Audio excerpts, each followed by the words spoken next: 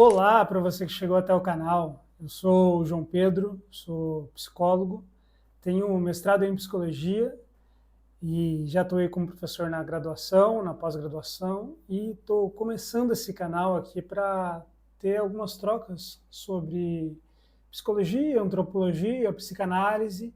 E eu vou começar a minha série de vídeos falando sobre psicopatologia lacaniana. E eu vou usar duas obras para falar sobre psicopatologia lacaniana. E eu vou usar dois volumes, tá? O primeiro volume é esse aqui, Psicopatologia Lacaniana, né? Do Antônio Teixeira e da Heloísa Caldas, que são psicanalistas, membros da Escola Brasileira de Psicanálise. E eles também, na verdade, que é o Antônio Teixeira e a Márcia Rosa, que também tem esse outro volume aqui, né? O primeiro volume ele fala sobre semiologia, né? E o segundo volume ele fala sobre nosologia. No primeiro momento eu vou me dedicar à semiótica, certo? Então eu vou trabalhar muito mais com vocês este volume aqui. Além de estar trabalhando com esse volume, eu vou trabalhar também esse livro aqui, que é Introdução Clínica à Psicanálise Lacaniana, e também vou trabalhar com esse outro livrinho aqui, O Sujeito Lacaniano. Ambos esses aqui são do Bruce Fink. Esse é o aparato que eu tenho para começar meu trabalho aí nesse canal, para falar de psicopatologia lacaniana. Bom, vamos dar início então à nossa fala sobre psicopatologia, mas antes de chegar de fato nas categorias de análise da psicopatologia, quero fazer um apanhado histórico do conceito de loucura, porque é a partir desse conceito que a gente vai se guiar nas aulas de psicopatologia. E esse apanhado histórico é importante porque na atualidade existem várias formas de pensar a loucura, né? A gente pode pensar a partir de uma perspectiva humanista, em que a gente vai trazer esse histórico, né? A gente vai trazer uma causalidade social e psíquica sobre a ideia da loucura, e também a gente pode entender a ideia da loucura de uma forma positivista, vamos dizer assim, de uma escola positivista, em que é a ideia de loucura que está categorizada no DSM. Não é do meu interesse dar uma aula de DSM, e nesse sentido eu vou começar falando da perspectiva do Michel Foucault sobre a loucura. Por que o Michel Foucault? O Michel Foucault escreve um livro que se chama História da Loucura, em que nele ele vai fazer um apanhado histórico sobre a noção de loucura, e ele vai trazer alguns elementos interessantes que nos ajudam a pensar da onde surgiram as categorias de análise para um trabalho clínico. E o que o Foucault aponta no começo do trabalho dele? Ele aponta que a ideia de loucura começou a ser representada ali no século XV e XVI com o pintor Hieronymus Bock. O Foucault traz que a ideia de loucura vai ser representada por uma figura chamada Greer. E essa figura ela vai carregar uma espécie de anamorfose do corpo humano.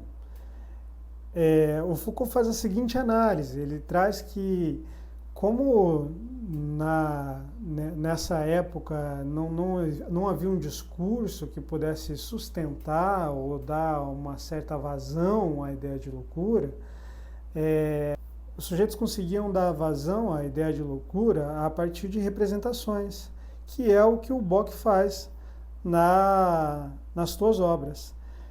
E o que acontece? Essas representações elas ficam numa espécie de silenciamento social, né? Então existe algo sobre que a gente não pode falar, mas que é representada de outras formas que não a fala, né? Representada por pinturas, por meios artísticos. E o Foucault usa o Bock porque ele faz da figura do Greer algo que articula o corpo humano com um animal. nesse sentido, o Foucault vai trazer que a loucura, ali no começo, ali entre o século XV e XVI, ela está sendo representada por algo animalesco, algo que o sujeito não conseguiu domesticar na vida e perturba ele. E essa perturbação ela só é, vamos dizer assim, assistida, as pessoas só têm contato com ela a partir da dimensão oracular, né? Oracular, que é um termo da psicanálise, Foucault também usa, tem essa dimensão da loucura representada na figura do Grille, né? Então a gente tem essas deformidades do corpo e essa articulação do animal com o humano. Ainda no século XV e XVI, com a ideia do René Descartes, a gente começa a instaurar uma espécie de razão, né? O penso, logo existo. E nesse sentido, se você pensa, você não cederia àquela parte animalesca da tua constituição. E então é a partir dessa ideia de razão instaurada pelo René Descartes que a gente começa a criar uma percepção social da loucura. E essa percepção social, ela é executada, ela é flexionada pelas instituições sociais. As instituições sociais do século XVI eram a família, o Estado, a polícia, né, as leis, e essas instituições é que começaram a perceber, olha, esse sujeito não se adequa à sociedade, então ele precisa ser segregado. E os sujeitos que eram segregados eram nada mais, nada menos que aqueles sujeitos que transgrediam as regras, as leis, as morais e os costumes do século XVI. É a partir disso que se resulta o grande enclausuramento. Ele é dividido por 4 grandes legiões. A primeira legião, que a gente pode falar aqui, são das pessoas que não conseguem fazer um bom uso do corpo. Nessa legião de loucos, a gente pode pensar como exemplo as prostitutas, os devassos, as pessoas que eram andarilhas, que não conseguiam fixar-se num lugar, né? Então elas começaram a ser tidas como loucas e segregadas. Pessoas também conhecidas como blasfemadores eram segregadas, era uma outra legião de pessoas segregadas.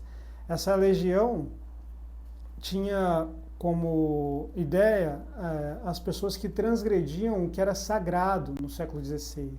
Então a gente tem pessoas que faziam uso de feitiçaria, faziam magia, e até os suicidas, por não obedecer à lei natural das coisas, eles eram tidos como loucos a partir dessa legião dos blasfemadores. Outra grande legião que a gente tem também é a legião da libertinagem. A legião da libertinagem tem a ver com a ideia do louco que estaria cedido às paixões. Então, é o sujeito que ele não consegue ser racional a partir das paixões. Ele se entrega nas paixões a ponto de perder o contato com a realidade. Era isso que era tido no século XVI. E a quarta legião eram os loucos, né? Aqui é interessante notar que os loucos, eles não estavam numa categoria de doente mental, né? Então a gente não tinha ideia de doença mental ainda, mas a gente tinha uns loucos. Então a gente tinha os blasfemadores, nós tínhamos as pessoas que não faziam os bons usos dos corpos, a gente tem as pessoas acometidas pela libertinagem e a gente tem os loucos. A ideia de doença, ela ainda não é presente aqui. O que vai acontecer com o passar dos anos? Essas figuras de desrazão vão ganhando mais características, começam a ter muitas pessoas acometidas pela loucura, né?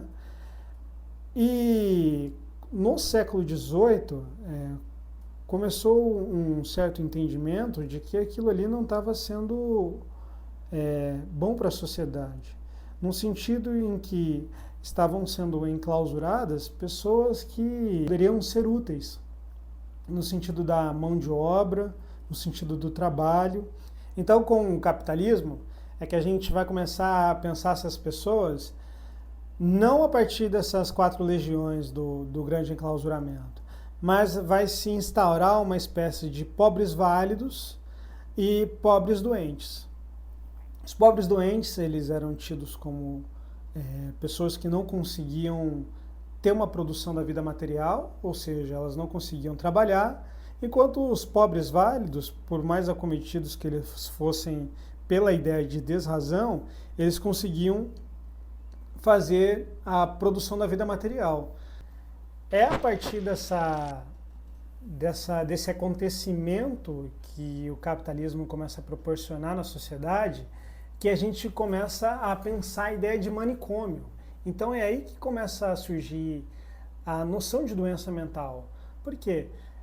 Os pobres doentes, que são os remanescentes do grande enclausuramento, não tem o que se fazer com eles, né? Eles não conseguem ter produção na vida material, eles transgridem as leis, as morais, os costumes. Então resta uma coisa para eles, né? A margem da sociedade. E a margem da sociedade, ela começa a ser institucionalizada a partir da ideia de manicômio. E nessa ideia do manicômio, a gente começa a instaurar uma espécie de saber científico sobre a loucura. Então, a loucura já não é mais aquela coisa que a gente não fala, só consegue representar, e também ela não é mais simplesmente uma coisa em que a gente exclui da sociedade, mas agora a gente tem as pessoas que não conseguem ter produção da vida material e a gente coloca ela no manicômio na intenção de estudá-la, de produzir um saber científico em que as pessoas não sejam mais acometidas por essa loucura. Então as pessoas precisavam produzir materialmente. O capitalismo prega isso. E esse saber científico sobre o louco é que vai começar a falar por ele. Então o louco não tem mais palavra. O saber da loucura passa a ser científico e a psiquiatria, a psicologia é quem vai falar por esse louco. Então os sentidos da loucura eles começam a ser científicos, né? Eles começam a pertencer à ideia de razão e desrazão. Nesse sentido, então, o louco começa a circular menos ainda nos espaços sociais e ele é cada vez mais rechaçado da sociedade e com isso começa a ganhar consistência o discurso psiquiátrico. Bom, então a ideia de loucura ela vem a partir desse marco histórico, social, que começou lá nas pinturas do Bock, com a instauração do discurso da razão do Descartes, que ela vai culminar no manicômio, na segregação. Cursos psiquiátricos, científicos sobre a loucura passam a ocupar a palavra do próprio louco. Então é a medicina quem vai dar sentido ao que o louco está dizendo, né? Ela quem vai começar a dizer, olha, na verdade ele não quis dizer isso, ele quis dizer aquilo.